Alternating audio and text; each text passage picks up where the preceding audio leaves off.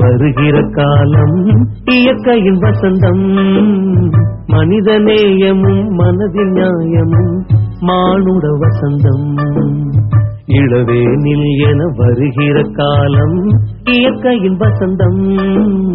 மனிதநேயமும் மனதின் நியாயமும் மானுட வசந்தம்.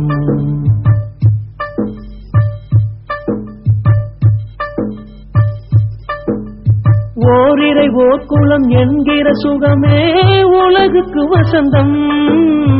ஒற்றுமை கையிட்டை பற்றிடும் கரமே உறவுக்கு வசந்தம். உறவுக்கு வசந்தம். இளவேனில் என வருகிற காலம் இயற்கையின் வசந்தம். மனிதநேயமும் மனதின் நியாயமும் மானுட வசந்தம்.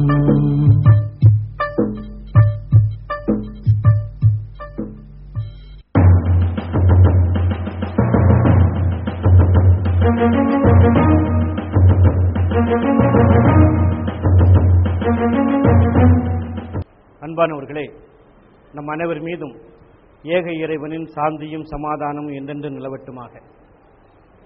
ஒரு பிரெஞ்சு நாட்டு கவிதை ஒன்று உண்டு. அவர்கள் வந்தார்கள் போராளிகளை பிடித்து செல்வதற்காக, நான் போராளி இல்லை எனவே வாய் திறக்கவில்லை. அவர்கள் மீண்டும் வந்தார்கள் விவசாயிகளை பிடித்து செல்வதற்காக, நான் விவசாயி இல்லை எனவே வாய் திறக்கவில்லை. அவர்கள் மறுபடியும் வந்தார்கள் என்னை பிடித்து செல்வதற்காக, இப்பொழுது எனக்காக வாய் திறக்க எவரும் இல்லை என்று அந்த கவிதை முடியும். எப்பொழுதுமே நாம் என்ன நினைக்கிறோம் என்று சொன்னால், பிரச்சனை நமக்கு இல்லையே, அடுத்தவர்களுக்குத்தானே, நமக்கு வராதது வரை ஒன்றும் இல்லை என்று ஒதுங்கி விடுகின்றோம்.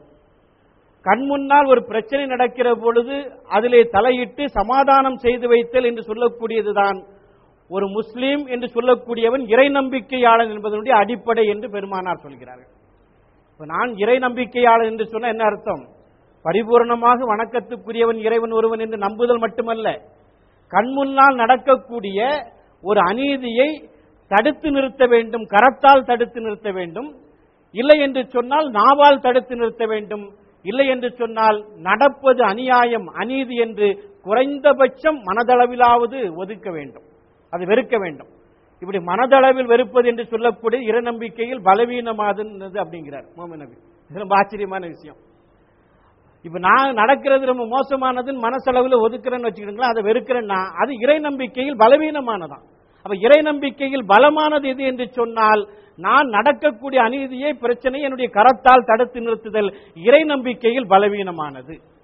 அப்போ ஒரு பிரச்சனையை கண் முன்னால் பார்க்கிற பொழுது அதை தீர்த்து வைத்தல், அங்கே சமாதானம் நிகழ்த்துதல் என்று சொல்லக்கூடியது மிக உயர்ந்த விஷயம். இந்த சமாதான விஷயம் என்று சொல்லக்கூடியதுதான் மனித வாழ்க்கையில அமைதியான சூழலை ஏற்படுத்தும். ஒரு கணவன் மனைவி கடையில பிரச்சனை இல்லாமல் ஒரு சமாதானமான சூழல் இருந்தது என்று சொன்னால் குடும்பம் அமைதியாக இருக்கும். அமைதியான சூழலிலே குழந்தைகள் ஆரோக்கியமா வளரும். இப்ப ஒரு மாவட்டத்திற்கு ஒரு ஆட்சித்தலைவர் கலெக்டர் இருக்கிறார் என்று சொன்னால் அவருடைய பொறுப்பு பணி என்ன? அந்த மாவட்டத்தினுடைய வளர்ச்சி திட்டங்களை செயல்படுத்துவது அவருடைய பணி. ஆனா அந்த மாவட்டத்தில் எங்க பார்த்தாலும் ஜாதி கலவரம், பிரச்சனை பிரச்சனை என்று அவர் பிரச்சனைக்கே ஓடிக்கொண்டிருந்தால் மக்கள் திட்டங்களை எப்படி நிறைவேற்றுவார்? அதனால அமைதியான சமாதானம் இருந்தது என்று சொன்னால் தான் ஒரு இடத்துல வளர்ச்சிகள் சாத்தியப்படும். ஆரோக்கியமான சூழல் என்று சொல்லக்கூடியது அமைதியான சூழல் என்பதுதான் எல்லா விதமான வளர்ச்சிகளுக்கு அடிப்படையாக இருக்கிறது. இதை பெருமானார் பேசுகிற பொழுது என்ன சொல்கிறார்கள் என்று சொன்னால், ஒரு மனிதனுடைய உபரியான தொழுகை, நோன்பு, வழிபாட்டு அதத்தை விட உயர்ந்த சிறந்த ஒரு வழிபாட்டை நான் உங்களுக்கு சொல்லட்டுமா? அது என்ன வழிபாடு தெரியுமா? அதுதான் மனிதர்களிடையே சமாதானம் செய்து வைத்தல் அப்படிங்கிறார். சொல்லிவிட்டு சொன்னார், இது மிக உயர்ந்த விஷயம் மட்டுமல்ல, இதை விட்டுவிட்டோம் என்று சொன்னால் நாவிதனுடைய கத்தி எப்படி